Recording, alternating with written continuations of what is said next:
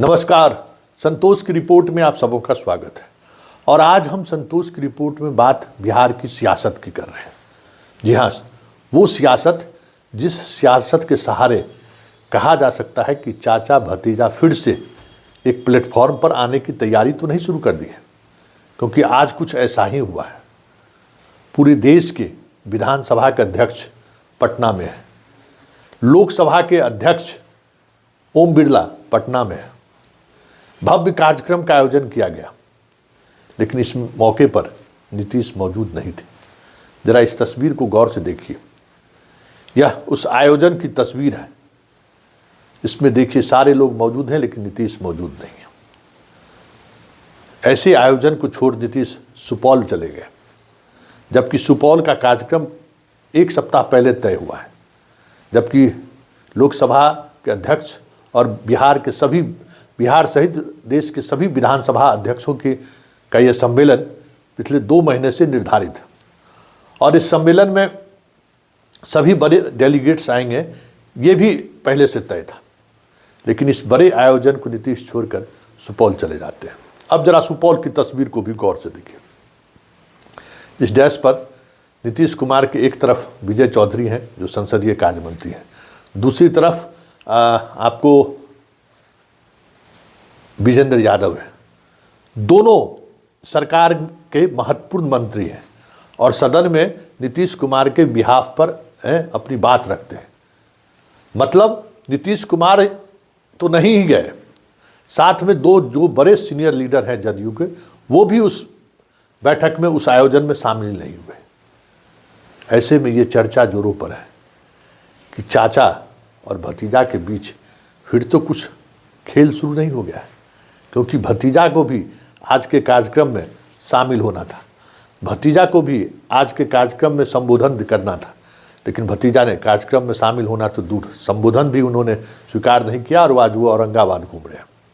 उसी तरीके से काका की उपस्थिति अनिवार्य था, लेकिन काका दूर दूर तक दिखाई नहीं दिए। विजय चौधरी को संबोधन करना था, लेकिन वो संबोधन करने के बजाय नीतीश के साथ प्रगति यात्रा पर है।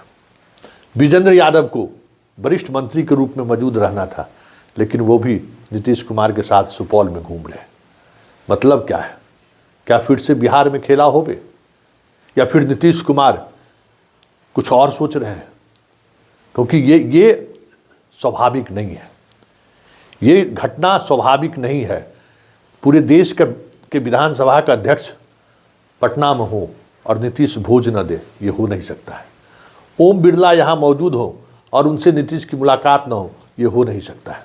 हालांकि वो राजभवन जरूर गए, उनकी मुलाकात जरूर ओम बिरला से हुई, लेकिन एक भी तस्वीर जारी नहीं हुआ है। ये भी संयोग नहीं हो सकता है। ये सारी घटनाएं संयोग नहीं है, ये एक प्रयोग लग रहा है, और प्रयोग कहीं न कहीं संकेत दे रहा है कि बिहार में सब कुछ ठीक ठाक नहीं चल रहा है। और पिछले कई दिनों से जो बातें चली आ रही हैं, छन छन कर सामने आ रही है, वो और कहीं न कहीं इस बात को मजबूती प्रदान कर रहा है कि बिहार में खेला होवे। क्योंकि ये खेला होवे बात इसलिए कह रहे हैं कि कहा जा रहा है कि कल लालू और नीतीश की मुलाकात भी हुई है, और उस मुलाकात के से पहले अन्य मार्ग और लालू आवास के सारे सिक्योरिटी को कुछ देर के लिए बाहर कर दिया गया था। क्यों बाहर किया गया था, ये अभी भी रहस्य है, लेकिन खबर ये भी है कि दोनों की मुलाकात भी हो चुकी है। तो फिर क्या होगा? क्या खेला होवे बिहार में? क्योंकि चिराग का बयानबाजी, चिराग के साथ साथ शाह की चुप्पी, बीजेपी का वो खेल, वो सारी चीज़ें ऐसी चल रही है जिससे नीतीश सहज नहीं है। ये अलग बात है कि नीतीश के अधिकांश सिपह सालार अमित शाह का सिपाही बन गया है। ये अलग बात है कि नीतीश कुमार के आसपास रहने वाले अधिकांश पदाधिकारी शाह की चाकरी कर रहे हैं। लेकिन बड़ी बात यह है कि वोट तो नीतीश के साथ ही है। अधिकारी की कुर्सी भले ही लग रहा होगा कि शाह की वजह से हम बच सकते हैं ईडी और सीबीआई से, लेकिन कुर्सी का चाबी तो नीतीश के ही पास है। तो ऐसे में क्या कहा जाए? क्या बिहार में वाकई में कुछ चल रहा है? कुछ चल रहा है या फिर कुछ होने वाला है? क्योंकि ये एक बड़ा संकेत है। और ये संकेत अपने आप में एक संकेत है कि नीतीश कुमार बीजेपी को लेकर वाकई सहज नहीं है। ये आज के इस पूरे एपिसोड के बाद कहा जा सकता है कि कुछ न कुछ चीज़ें चल रही हैं। ऐसे में सवाल उठना लाजमी है कि नीतीश उस स्थिति में है क्या? नीतीश आज उस मजबूती के साथ खड़े होने की स्थिति में है कि वो बीजेपी से जुदा जुदा कर ले, क्योंकि सारे सांसद इनका साथ छोड़ दे कोई बड़ी बात नहीं है। बहुत कम ऐसे सांसद बचेंगे जो इनके साथ रहेंगे, क्योंकि विसात शाह ने दिल्ली में कुछ ऐसी ही बिछा रखी है। हाँ, विधायक के मामले में भले तोड़ना बड़ा मुश्किल है, क्योंकि विधायक को पता है कि लालू और नीतीश अगर साथ हुए तो फिर बीजेपी के लिए बहुत मुश्किल होगा बिहार साधना, क्योंकि ना सुशील मोदी है, ना बिहार बीजेपी के पास वो कोई विश्वसनीय चेहरा है जिस चेहरे के सहारे वो सियासत को साध सके। आज बीजेपी पहले की तुलना में ज़्यादा संकट में है, या यूं कहे आज बीजेपी पहले से कहीं ज़्यादा मजबूत होने के बजाय कमज़ोर हुई है। वो बीजेपी नहीं है जो 2010 में बीजेपी था, 2015 में बीजेपी था, 2020 में बीजेपी था। आज वो बीजेपी नहीं है। और पार्लियामेंट के इलेक्शन ने ये दिखा दिया है कि नीतीश के बगैर बिहार में बीजेपी का दाल गलने वाला नहीं है। लेकिन शाह मजबूर है। मोदी का भी ख्वाब है कि हिंदी पट्टी में बिहार ही एक ऐसा राज्य है जहां अभी तक बीजेपी की सरकार नहीं बनी है। ये खुद की सरकार बनाने की चाहत हमें लगता है कहीं न कहीं नीतीश को असहज कर दिया है। फिर शाह का वो बयान, शाह के बयान के बाद सभी की चुप्पी, कुछ न कुछ तो हो रहा है। या तो फिर नीतीश कुमार दबाव बना रहे हैं, और अक्सर होता है बिहार की राजनीति में। अगर पिछले 30-40 वर्षों की राजनीति को देखें तो नीतीश और लालू दोनों एक दूसरे को संजीवनी देते रहे। जब कभी भी कोई संकट में रहा है तो दूसरा उनको संजीवनी देने के लिए उनके पास जरूर पहुंच के जाते हैं। 2010 में देखिए राजद तो खत्म हो चुका था, 2015 में साथ लेकर राजद को उन्होंने जीवित कर दिया।